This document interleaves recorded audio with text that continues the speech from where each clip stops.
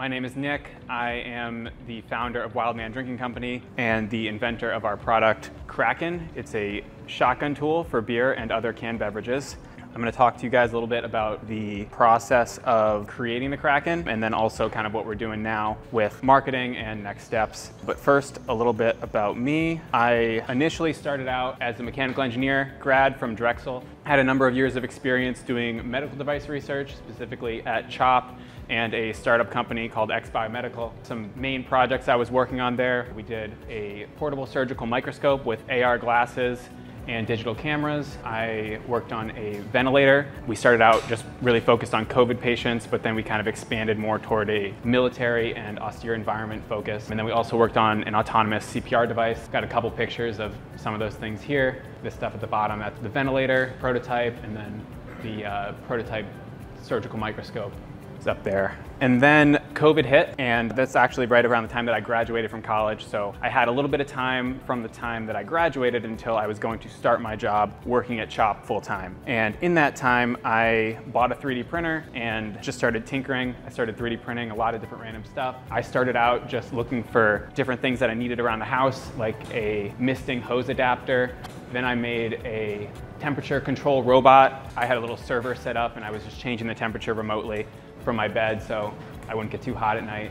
I was just making like random stuff with gears and things like that. I made this robot, a fountain clock. Finally, the thing that I started working on was a beer shotgun device, and that was the one that my friends got excited about, so it was the only one that I kept working on long term. So I'm going to talk about inventing the Krak'in. Initially, it was actually called the shotgun shell. This was the very first prototype of the Krak'in. Like I said, back then it was called the shotgun shell. You just stabbed it inside of the can, and then it gave you a big tube that you could drink out of. Then you held it up and you just drank from it.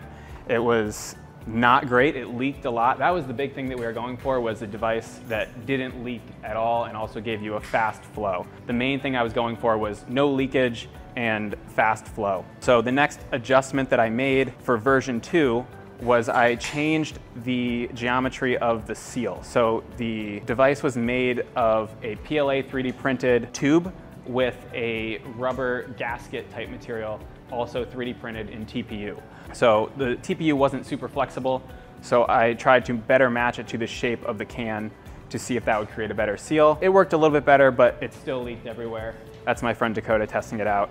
He did a lot of testing for me throughout the duration of the project. We sacrificed a lot of beers in the name of science. So then I bought a new 3D printing material called NinjaFlex. It was much more flexible than the old TPU I was using, and I thought that this would help. I also experimented with this concept of a corkscrew so that I could get a more controlled entry. What I found was just stabbing the can violently really dented the can, which led to a lot of leakage. So having this corkscrew I thought might help, and then having a more flexible rubbery material might help make a better seal if it can form around the can better. And then here was a couple other prototypes, but they all still leaked everywhere and did not work well. So then I started looking into some other shotgun tools on the market.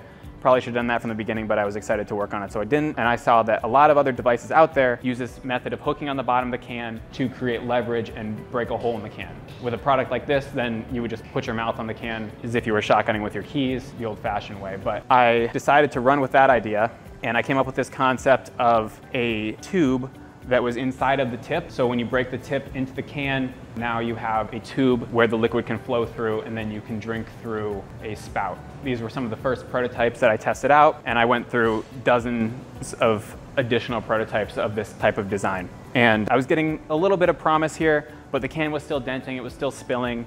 The rubber gasket 3D printed material still was not creating a good seal, so I tried something else. This concept was a two-part approach. Essentially, you would use the little hook and tip there to initially break a small hole in the can, and then you would push the tip in straight down. And I think I have a better demo in a couple later slides, but I tested a couple other concepts with this design specifically, including designs that would bring the rubber material into the hole in the can to try to stop the flow before it even got out of the can. And one of those that I was testing, this one here on the right, had somewhat of a flexible flap material or flap design so that it could conform a little bit and better seal that hole. That one worked the best, so I doubled down on that and tested a number of additional flap designs. I think this is the next one I did, and then I tested another dozen probably.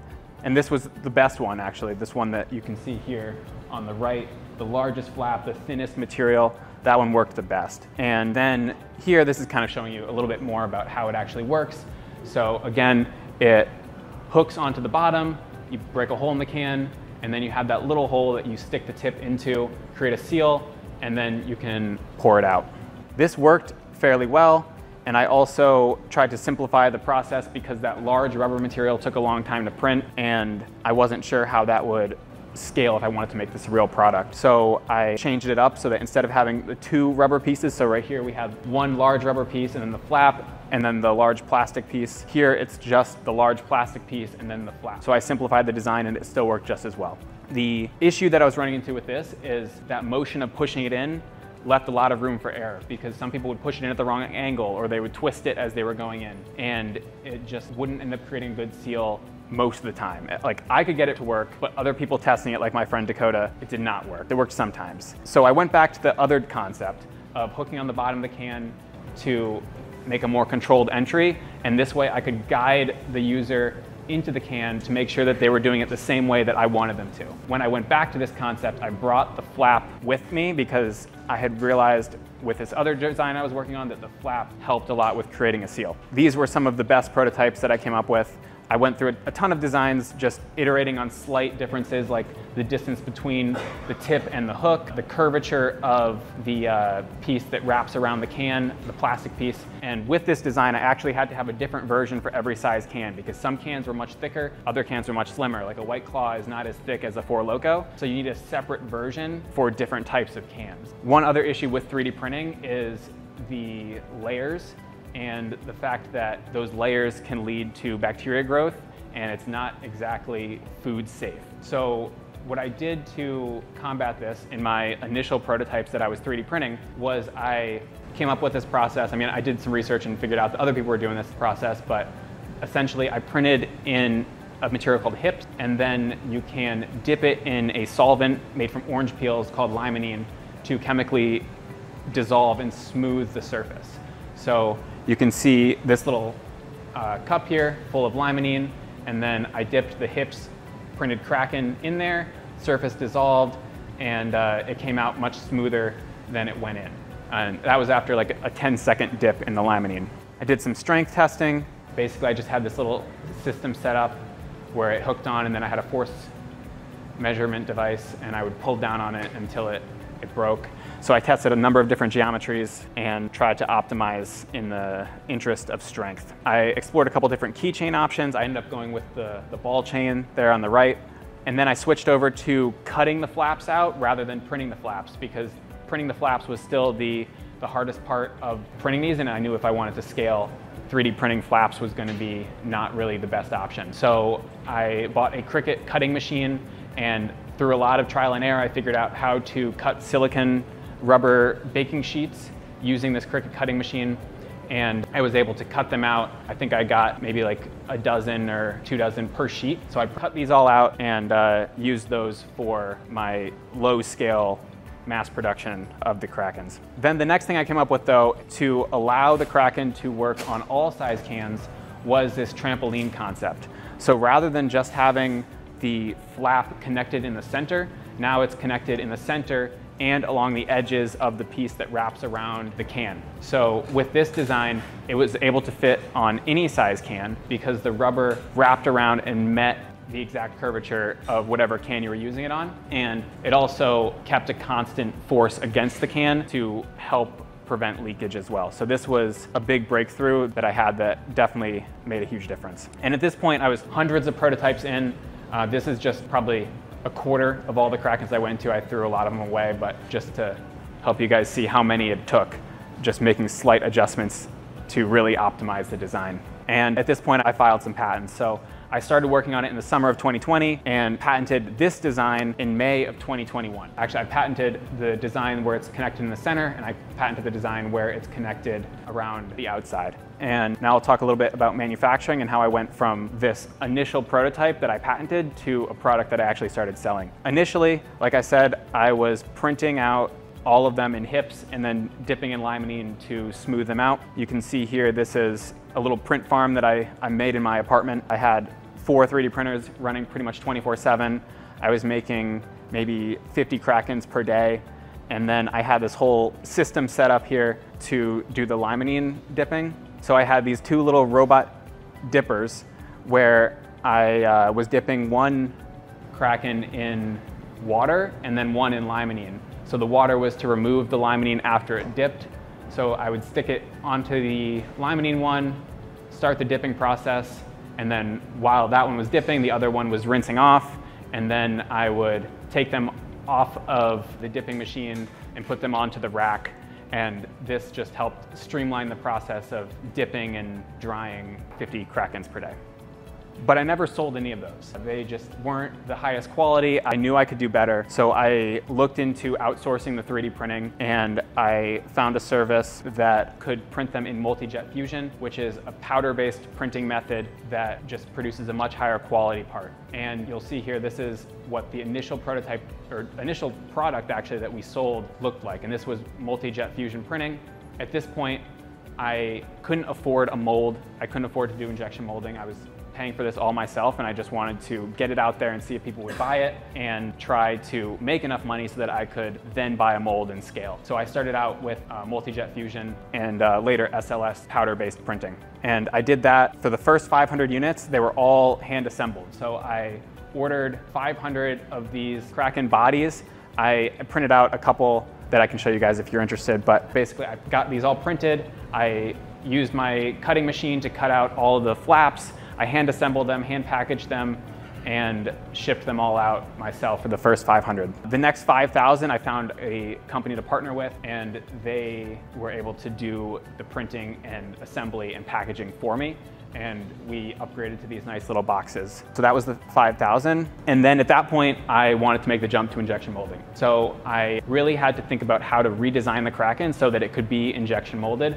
There are a lot of limitations with injection molding. If you guys have ever designed for injection molding, as I'm sure you know, you have to watch out for undercuts, draft angles, thicknesses have to be consistent, and there are some other smaller things as well. But basically, the Krak'in design that I had was not gonna work for injection molding. There were undercuts all over the place. Thicknesses were drastically different. I definitely didn't have any draft angles. So I had to rethink the way that the Krak'in was made while still giving the same functionality. So everything that I had figured out that was most important had to stay. So the tip geometry, I kept that pretty much the same. The position of the hook relative to the tip, I had to keep that the same. The curvature of the piece that wrapped around the can, I had to keep that the same as well. This was the first option that I pursued for injection molding design. I wanted to do it in 2 halves and then ultrasonic weld the 2 pieces together.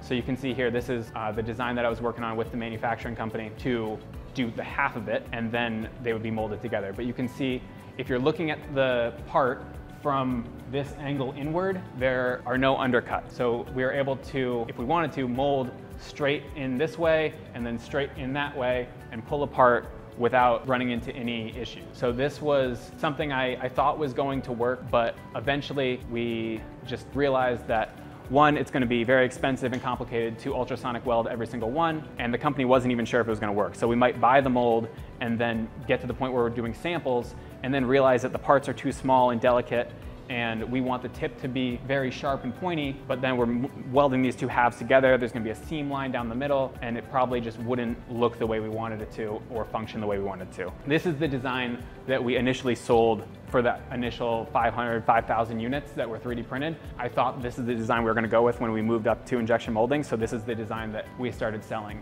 But we realized a few months later, after we had already started the selling process, that we were going to have to change the design. So at this point, we figured out that we could do a 3-part mold. So basically we have 1 piece coming in from this side, 1 piece coming in from that side, and then 1 piece coming in from that side. You can see if you're looking at it straight from right here, that every surface is visible from one of those 3 sides, except for the hole, which we just did with a side action. But this was ultimately the design we went with, and it was the best option that we had, and it worked well. The only problem was it was more expensive up front because it was a 3-piece mold rather than a traditional just two-piece mold that most people are working with. So then that was the Krak'in 2.0, and that's the one that we're selling now. I have a few samples if anybody wants one. We also, last year, we came out with the collector's edition Krak'in Platinum, which is every single one is individually CNC cut from aluminum, and we only made 1,000 and we sell them for $200. So when we initially launched the Krak'in, the main thing we did, we sold out within a month of the initial 500 units because we had one video go viral on TikTok. That video, I never expected to do well. I mean, up until then, all of our videos were getting like 1,000 views tops, and then we had one that got like 3 million, and we sold out really quick. But that's when we realized, oh, we got to double down on this TikTok thing because this is really going to work for us. And since then, TikTok, YouTube, Instagram, just making organic content that goes viral, that's been our biggest driver of sales. We had a series, pretty much I'm in all the videos, so you'll recognize me in most of these pictures, but we did a series called Will It Krak'in, where I used the Krak'in on just a ton of different drinks and food products even, just random things, and people really liked it. Like, we probably got maybe 500 million views in total just on the Will It Krak'in series. So that was a really great brand awareness builder and really helped drive a lot of sales. So that was cool. We also really bought into TikTok Shop last year. So TikTok Shop really hit the scene last year. They were doing a lot of promotions to try to get people to start using TikTok Shop as a sales platform and buying on there. And we were one of the first products to get on TikTok Shop and get a lot of affiliates excited about promoting the Krak'in. So that was a really nice snowball effect, actually, because the more that people promoted our videos, the more people bought our products, and the more people that bought our products, the more people wanted to promote the Krak'in as well. So we had thousands of affiliate creators, influencers, you might call them, promoting the Krak'in for us, essentially for free. We'd pay them commission, but nothing up front. So this was a really great low-risk way to really gain a lot of traction. We were the #1 selling product on TikTok Shop in July of last year. We've also done a fair bit with paid social media, like advertising, and we're kind of leaning into that a little bit more now because it's become a little bit harder to create consistent viral content because so many people have already seen our product. In the past, we just had to show somebody using the Krak'in and it would get views because people hadn't seen it before and they're like, oh, that's cool. But now it's a little bit harder. So we are paying for some more impressions at this point and paying for a few more sales. So we are on our 5th ad agency. If you've ever worked with agencies, you know that they're very hit or miss. Sometimes you work with an agency that's great and they really care about you and care about your success, and other times you're just helping them meet their quota of getting a certain number of clients and they don't really care about churn rate. So we've been looking for a while now, and we finally just found one agency that we are pretty excited about. We just started up with them about a month ago, but we met them through this group that we're in. It's called the Founders Club. And that was a group we got into earlier this year. If anyone's interested, let me know. That's been super beneficial for us. Basically, it's just an e-commerce group where you can network with other founders. We have mastermind groups and stuff like that where we just share strategies and tell people our experience with agencies and things like that. So that's definitely been something that's helped us a lot. And if anyone wants an introduction, let me know for sure. But most of our ads that we're running right now are still just very similar to our organic content. A lot of them are just videos that I've made, but we've also paid for some professional ads. This is a clip from, or a screenshot from one of the ads that we paid for to be produced. We did some events, not as huge for marketing, but more just kind of brand awareness. And then we can repurpose the clips and stuff that we get from these events in our advertising. That's been the biggest thing that we've gotten out of the events so far. We did an event in Vegas last year. It was called King of the Chug. It was a chugging competition with the Krak'in. We had Joey Chestnut, who's the professional hot dog eater, as well as a few other big name competitive eaters and drinkers competing in the event. We've also done some tailgates and a college party tour that we're trying to ramp up a little bit more going forward. We're trying to lean into wholesale and customization. So for the most part, all of our Krak'ins are the same. They're just the black body with the red flap, but we're trying to offer ways for businesses, organizations, and other brands to get custom versions of the Krak'in in their colors with their branding on it, like a co-branded version of the Krak'in. And that's something that we've really just started advertising. But for the most part, we're just doing lead generation right now. We've closed a number of sales, but we're hoping to really scale that going forward. And then the other thing that we're working on next is partnerships. So just over the last couple of years, we've built some key partnerships with a number of other drink product brands in the space. Now we're selling those on our website alongside the Krak'in to give our customers more reasons to spend money on our site and come back for more, essentially. So we're really excited about this. We're looking for more partnerships all the time, and we're going to continue to roll out more Wildman verified products is what we're calling them. So our products that we've invented are the Wildman original products, and then Wildman verified products are partner products that we stand behind that we recommend to our customers. And we have bundled deals so that people can get the combination of the products cheaper on our site than they could get them elsewhere. And then I have this prototyping space in our office that we are using to come up with new product ideas and also do low-scale, small batch manufacturing of new products. Basically, what we did for the first run of Krak'ins with the higher quality 3D printing, now we have the ability to do that in-house. So when we come out with new ideas, we can test them at relatively small scale, but actually test them without having to engage with a third party, and we can rapidly iterate and come up with prototypes that are going to look exactly like the product that we're going to sell. So we're excited about this. And if any of you guys, talk to me if you have product ideas that you want to do a small batch of 100 or 200 units with. The printer that I have can definitely help with that. We have this video I took, but this is a piece I just got I'm pretty excited about. It's an automated media blaster. So when the parts come out of this SLS powder 3D printer, they're all caked in powder, and that powder is a huge pain to brush off. So this machine just automates the process of shooting tiny glass beads at the parts to remove all the powder. So it's a pretty streamlined operation. I'm really excited to ramp it up and start using it for our own product creation. But yeah, that's all I have. I know I went a little long. If you guys have any questions, I'm happy to answer them.